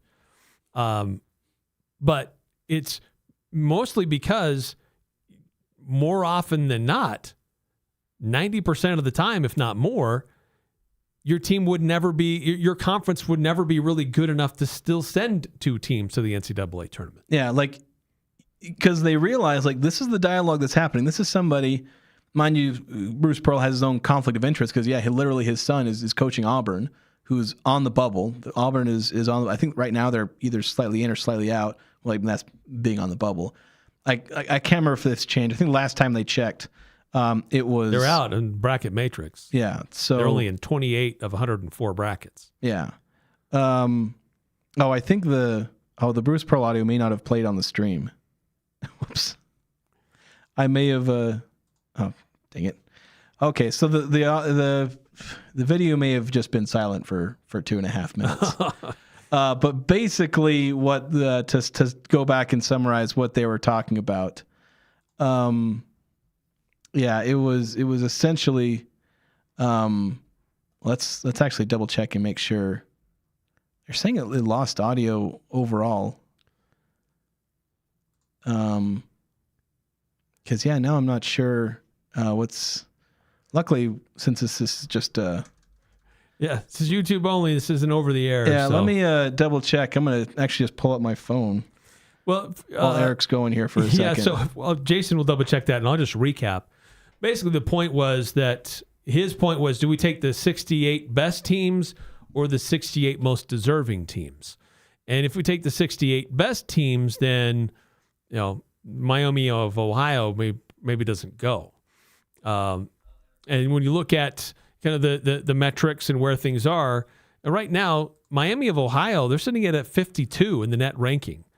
But when you consider like their strength of schedule and what they've done, and who they've played to stack all those wins, like it's a pretty much of a cakewalk here. And so their net strength of schedule is 346. So it's not that hard to stack a bunch of wins when you're playing against low teams that aren't playing very well. And then Bruce Pearl making the point that look what they've done. Like they don't play a tough schedule, but you look at a team like Auburn who's on the bubble. What do they have to go through every day? Every game that's on their schedule. But at the end of the day, it's still winning games and winning that many games. It's not easy. I don't care what conference you're in, what level of competition you're at, how big the arenas are that you're playing in. It's still hard to win that many games and not lose. So it's what they say, been since the late 90s, since the MAC has sent more than one team to the NCAA tournament. And is it all the conference tournament or bust for these guys? For most often, teams that come out of conferences like that, it is a conference tournament or bust. But it's very rare that you'd see a team like Miami, Ohio, who's 52 in the net and has stacked that many wins. I mean, we don't have to go very far to realize how tough this can be, how tough a pill it is to swallow. When we saw this happen to Utah State back in the Stu Morrill era, when they had like 30 wins, they were in the top 25. But because they did not win the Big West tournament that year, they did not go to the NCAA tournament. They had no grace for the Big West or Utah State. It's either, doesn't matter. The standard is what it is. You win your conference tournament or else. And where Utah State didn't win it, sorry, tough cookies. We are not going to create an exception. We're not going to allow you to go. We'd rather have a middling team from the Big East or the Big 12 take your spot instead. Yeah, and I've not been a fan of that. And thanks for sticking with us on the YouTube. I think it meant I was checking on like my phone, and you may have heard it come through my microphone, a repeat of the stream, and it was coming out on my end. So I don't know. Again, I try and replicate this. 7994. Thanks for your continued feedback. It might have just been desynced some of the video, and then maybe even our video desynced. So those are some things we'll look to troubleshoot in the future. But yeah, just this whole thing about the idea of a 30-plus win Miami of Ohio. And I get, like, I've made comments about how they might be one of the worst, undefeated teams in history because, like, their strength of schedule is low. They're barely beating teams that are in the, quad 2, quad 3, like, every other day. Like, they're winning every single game, but they're not doing so in, like, super impressive fashion the same way that, say, a Duke or a Michigan would do against their schedule. But they are still undefeated. And there was a point, I believe it was, I think it was Gary Parrish, and then like I've seen other people pointing out like that, Miami of Ohio, sure they don't have the great strength of schedule, but there are a bunch of teams that are not undefeated against like quad 2, quad 3, the way that Miami of Ohio is. Like some really good teams that have quad 2 or quad 3 losses that Miami of Ohio does not have. So if you're a team like, and I've talked about whether or not teams deserve to be in the NCAA tournament. Because, I talk about there are very few teams that deserve to be in the NCAA tournament. Duke, Michigan, you're like your 1 through 4 seeds and whatnot, go, list all of them. Those teams deserve to be in there. Sure. They have done what they need to do in the regular season to show, hey, we deserve to be in there. We deserve to have a shot at the championship.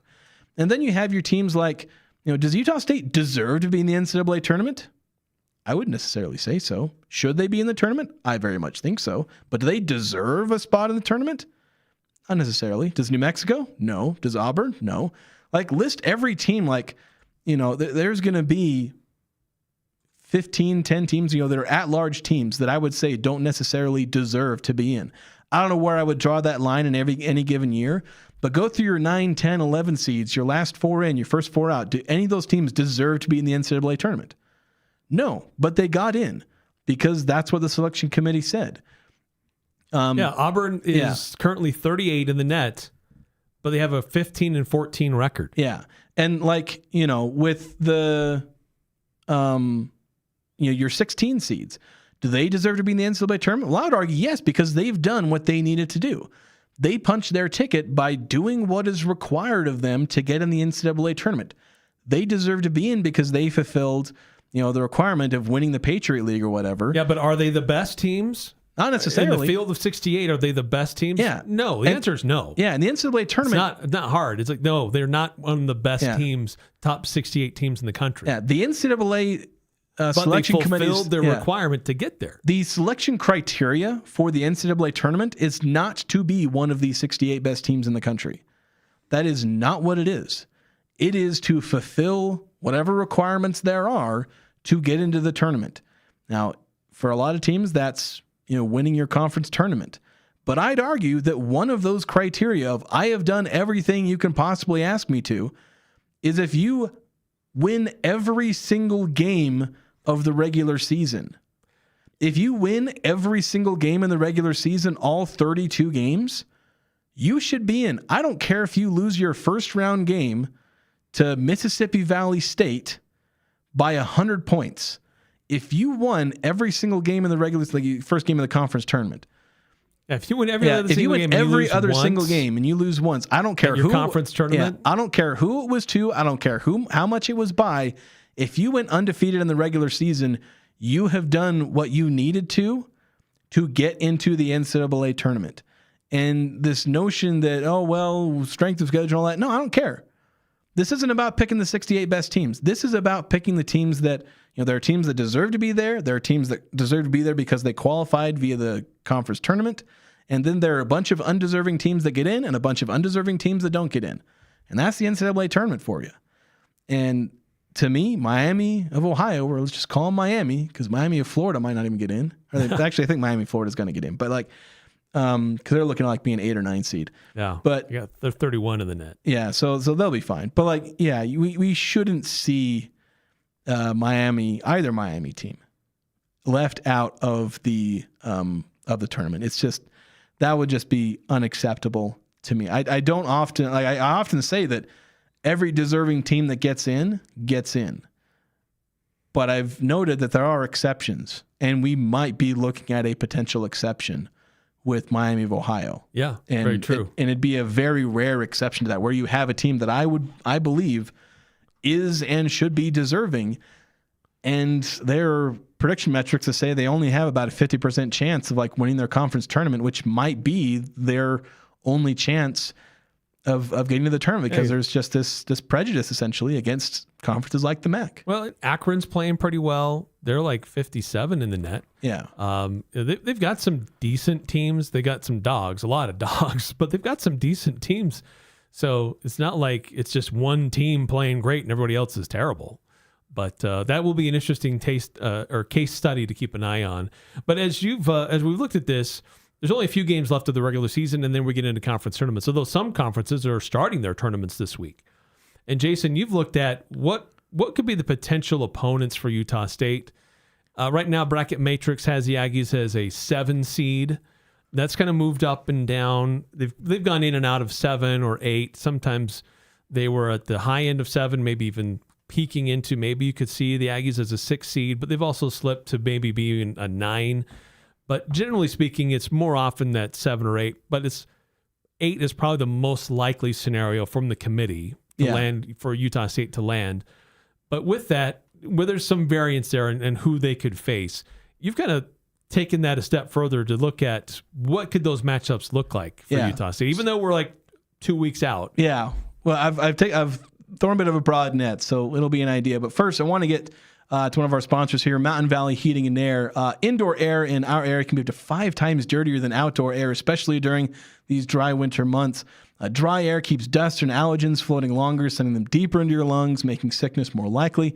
So Mountain Valley Heating and Air can install a high-efficiency steam humidifier that uses 1 gallon of water with no waste to improve air quality. So call 435-753-5170 for a free in-home air quality assessment from Mountain Valley Heating and Air. So yeah, I did a couple of different things. One of them was to basically go through bracket matrix, and I looked at every team that is an 8 through a 10 seed, excuse me. So if the Aggies are a 7 seed, they'll face one of these 10 seeds. If they're in the 8-9 matchup, they'll play one of these teams that is either an 8 or a 9 seed. And then I went and plugged it into Haslametrics. You can take any team, and whether it's home, neutral, or away, get this kind of automatic computer projection of who would win, what would the score be. There's a whole bunch of stuff you can dive into, and it's all free. If you want to do it yourself, just haslametrics.com. You can do a deep dive on any of these for free. And so I looked at, okay, who would be the best matchups? Anyone 8 to 10 seed. I even looked at who would be the best potential second round matchups, because you're looking at a 1 or a 2 seed, and spoiler alert, none of them end well. But some of them actually are maybe a little closer than you might expect. But I'll say this, Eric. Well, I guess you're already looking at the sheet, so you already know the answer to this one. But the best matchup, apparently, according to Haslametrics, for the first round would be UCF, currently projected as an 8 seed. All of these are very close margins. Some of them are within a point. Some of them within a 1/10 of a point in margin. But Haslametrics has the Aggies in a theoretical matchup, again, on a neutral site court.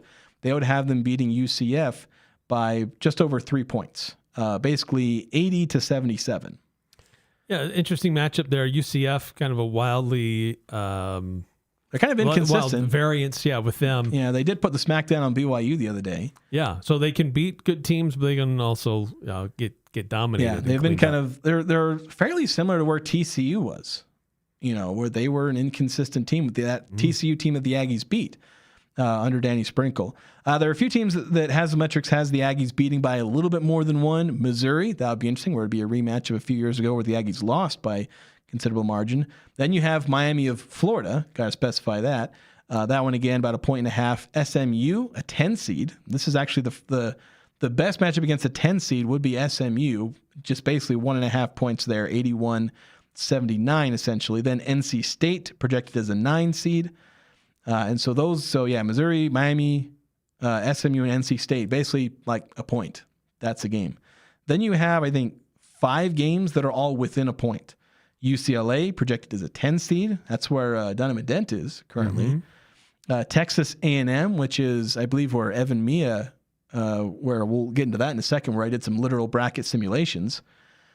They're projected as a 10 seed right now. So if the Aggies are in the 7 line, they could face Texas A&M. So 0.83 point margin.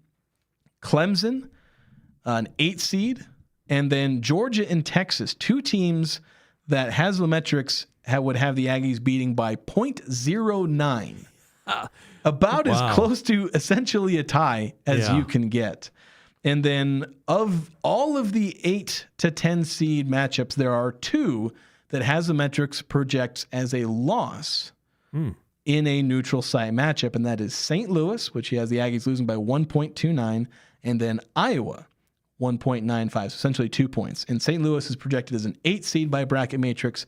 Iowa is projected as a 9 seed.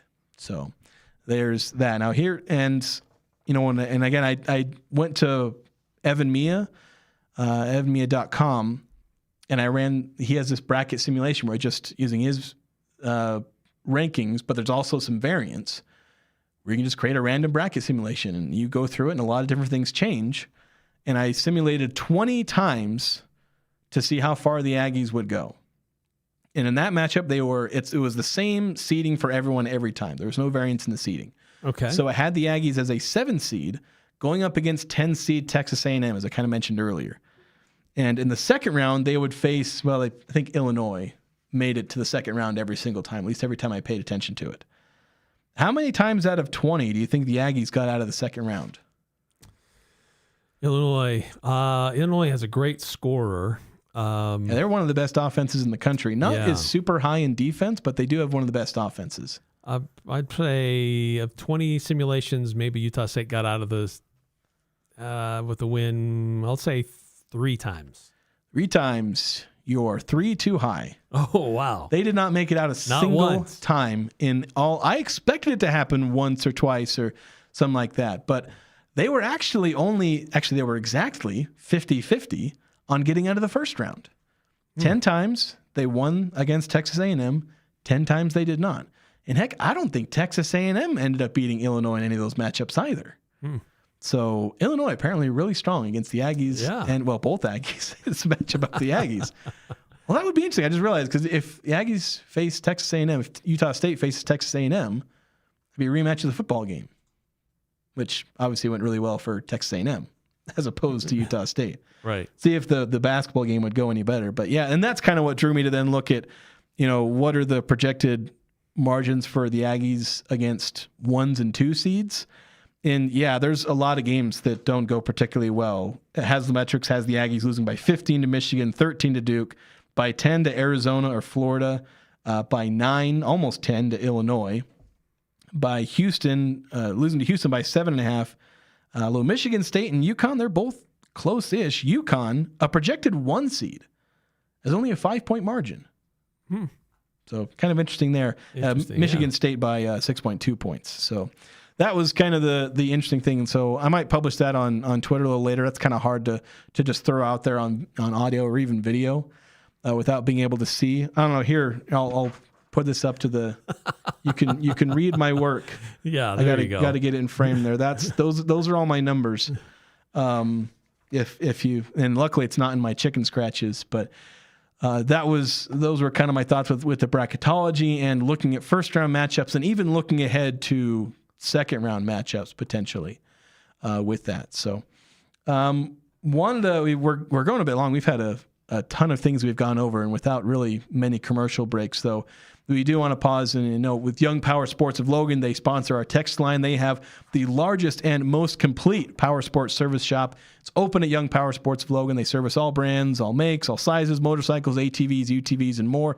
No guesswork, no shortcuts, just trained technicians who fix it right the first time. Can-Am, Kawasaki, Polaris, Ski-Doo, they handle all this in and out, done right, guaranteed. You get pickup, delivery. It's available within a 25-mile radius of their store in Logan. So get back on the road, the trail, or the track fast. You can schedule your service by calling 755-7111. It's the Young Power Sports Logan Service Department, 755-7111. Now, we did a few texts on the messages on the YouTube feed. Of course, we were talking about Utah State in the Big West, kind of going with what you were talking about with Utah State in the Big West, where, they were borderline 30-win teams, sometimes actually 30-win teams. They were 24th in the AP poll one year, and they didn't make it to the tournament. So it's the kind of stuff that you can see. That's where Miami, Ohio might get themselves in trouble.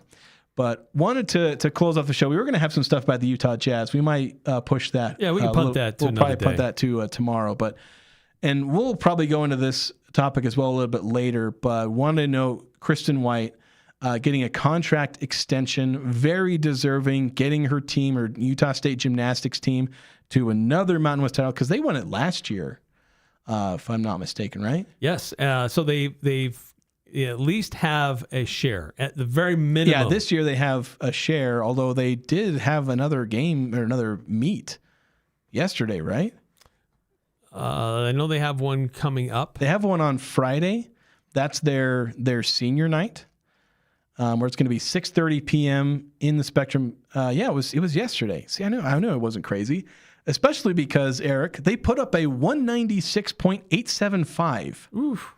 Which is, if I read the recap correctly, is like their third highest score ever. I don't know if they've ever had a 197. I know I had that conversation, I think, once, either with Kristin White or with the previous head coach, who's her name is Amy Smith, the previous head coach who wanted to get a 197. But they beat Southern Utah, who was ranked in this matchup. SU, not a slouch, who put up a 195.7 themselves. But Utah State winning on the road, it was in Cedar City, and putting up a season best 196.875, their third straight 196 score of the season, and I think they're fourth overall because I think they put one up in their season opener.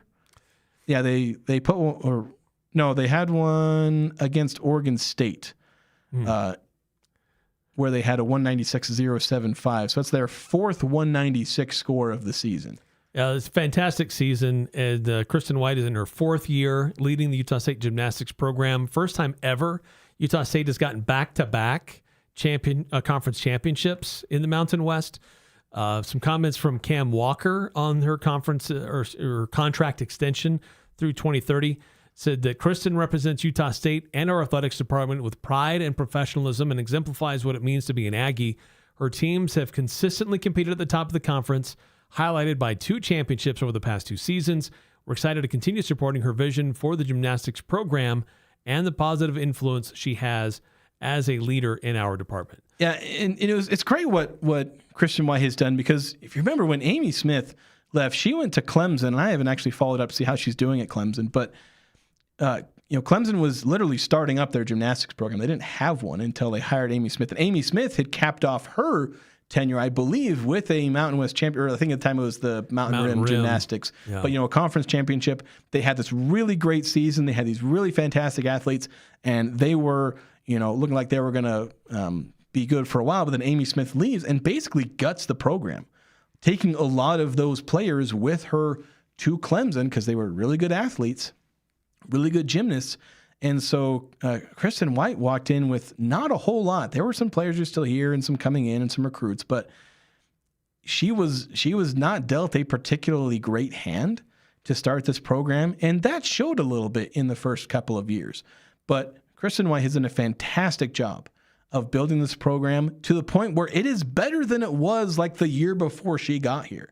It is better now than when it was at kind of its relative peak when Amy Smith was here. Yeah. So now she has, taken the program to where it took a natural and understandable dip back up to an entirely new peak.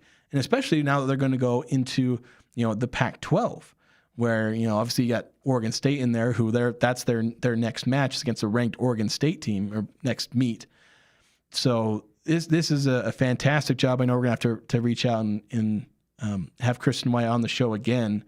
I know we had her, I think, just before the start of the season, but just again, the fantastic job she's done. And there's so many athletes that deserve being highlighted on this gymnastics team. It's becoming one of the best programs. Like, obviously you have men's basketball, women's soccer, women's volleyball. We're going to have to see where women's volleyball goes post Rob Nielsen, but there have been some fantastic programs, not all of which are in kind of the mainstream spotlight, but they're doing an absolutely fantastic job. But to the point where gymnastics is on par. They're not just a decent program. They are on par with what volleyball and soccer are doing. Yeah, and as I already mentioned, a really high score at Southern Utah earlier at 196.875, the third highest score in program history. Yeah, just for Utah State. That's what it's like. I'm not 100% sure they've actually broken into 197. They might have. Their highest ever might be a 197. That, or it's like a 196.9 or something like that. But it's been a great run, and happy to see that extension happen. Manny Martin's got extended. I know they wanted to try to extend Rob Nielsen. They tried, but couldn't quite pull that one off. Couldn't pull that one off. But also interesting that we mentioned Manny Martin's. Utah State soccer kind of getting some attention here recently. There was a post, now I forget exactly who it was, did some research about how much schools are paying for or investing in different sports, different programs, athletic programs. And they looked at specifically women's soccer, did some of the deeper dives in the financials. How much are you spending? What results is it yielding? And they noted that Utah State had invested more in its women's soccer program than anyone else in the country, and kind of raising red flags, like not red flags, but like a lot of eyebrows. Like, yeah, really? Utah State is investing more in women's soccer than anyone else in the country? And then it got to a paywall where it would start to reveal why.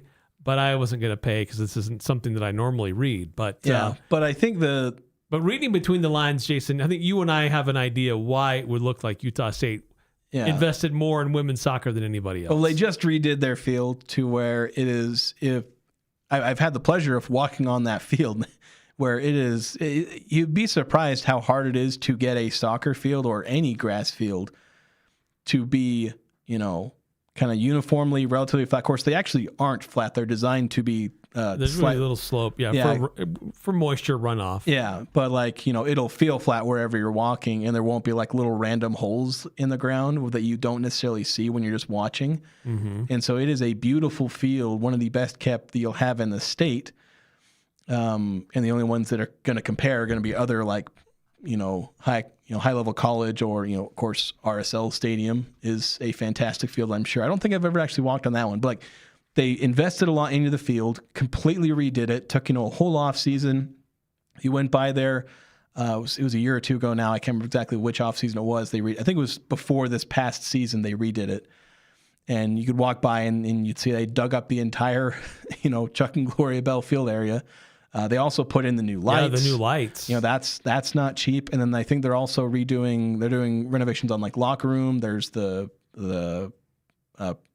you'd call it a press box, but it's a tiny little thing that can barely fit in their necessary people in there. The media doesn't even really get to go up there because there's not room, because they got to put the broadcasters and the SIDs, and that's about all they have room for. There's room for like 3 people up there. And so they're going to, I think, redo that. They're going to redo the locker rooms, a lot of infrastructure stuff. So they've invested a lot of money into the soccer program, and deservedly so. Like, they deserve that money, investment into the program for what they've done, before all that. They earned the right to have, more of these amenities, the kind of stuff that football and basketball players would take for granted. These soccer players had to do more just to earn that from their own university. And thankfully, university has caught on to that and let's invest in that. That's part of what's probably kept Manny Martins here. Yeah, right. It's like, if you don't get all that stuff, he's had offers. Like, my goodness, the places that have offered him and wanted him to go there. And, he likes being here in Cache Valley. That's a big part of it. But also the investment and the contract extensions and the they've done for Manny Martins, enough that, and they're continuing to do stuff to allow him to build a program that can make waves nationally. And that's what they're trying to do with like Jared Calhoun. That's what they're trying to do with obviously the football program as well. Like, are you going to have the highest pay? You're going to have the most facilities and money to work with? No, you're never going to be that. But you look at what they've done with Utah State soccer, found a coach who can build a program, take advantage of the resources that they have, and create a program that can be relevant nationally. Manny Martins has that. And so that's also, and again, that's what they're trying to do with, basketball. And hopefully the basketball program can essentially mirror what the soccer program has become, where you have high-level facilities, high-level coach, and a national program that ideally can hang on to its head coach. Yeah, spending and performance. But Utah State's never going to be able to outspend anybody else. So no, they're not. For a lot of the sports, but for some of them, like, you still want to give them a puncher's chance, right? Yeah, you want to provide the opportunity that gives it, that they have the right facilities. They're not trying to do stuff that's it's just totally unprofessional or going to get players injured. You want to provide an opportunity for them that it's going to be nice, where they can compete on it. Maybe it's not the best. Maybe it's not the Ritz-Carlton, but you can still do nice things with what you have. And so Utah State has been investing in that to upgrade facilities, to provide the coaches and their support staff to be able to have players compete at a high level and win at a high level. Yeah, so that's obviously the important thing for a lot of these sports. And Utah State now doing those kind of things in soccer, volleyball, and, gymnastics. Yeah. And that's where you get these 3 great programs. 5338. Oh, this is a heck of a text to be getting at the end. 5338 saying Amy Smith got fired at Clemson last year. Oh. Apparently there was quite a bit of controversy surrounding her regarding accusations of abuse of her gymnasts, possibly even at Utah State. Ooh, I hadn't heard that. Well, that's interesting. Well, it was a good thing to see her go then. Yeah, I guess so. If Utah State ended up with Kristin White and avoided the abuse allegations, then it's a double awesome win there for Utah State. There you go. You ming out pretty well. There you go. That's a win. It's a win for Utah State. More ways than one. And for the athletes. All right. So on that note, we're going to go ahead and sign off. Again, thank you so much for sticking with us here on YouTube. And we've gone the full 2 hours and with minimal commercial breaks. But obviously, we do want to thank our sponsors, the Young Power Sports, Logan Text Line, Mountain Valley Heating and Air, Napa Auto Parts, and of course, we got the Best of Northern Utah. That contest presented by Alpine Cleaning and Restoration. Make sure to nominate your favorite local businesses at bestofnorthernutah.com. That's going to do it for us today. Thank you so much for watching, listening. However you joined us for today's program. I guess watching on YouTube is the only way for the last hour and a half. Yes. But we'll be back tomorrow. We'll be here on YouTube, but we'll also hopefully be on the radio a little bit longer as well. Have a good evening, everyone.